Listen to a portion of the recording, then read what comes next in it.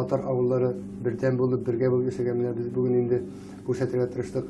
Гали авылының тормышын, теплицаларның, нинди производстволар бар. Аларда инде үзләренең татар авыллары да кешеләр китүенә борчылып, аларга эш кирәк икән дип килүләренә бик шат. Чөнки татар авылларында саклап калырга тиеш. Шушындай егетләр, бүгенге килгән егетләр кебек егетләр булырга тиеш.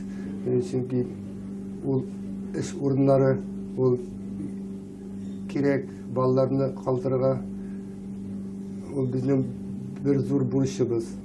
Татарстанга җыеп менә шулай президент Нурсултан Нургалиевич та акцент ясады, татар авылларын саклап калырга, татар авыллары бетсә, тел бетә, милләт бетә.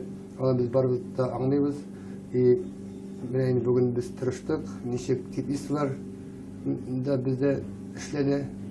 Бүгенге килгән делегация нык кызыксынды, үзләренә кайтып шундый эшләр башкарырга исетләре бар.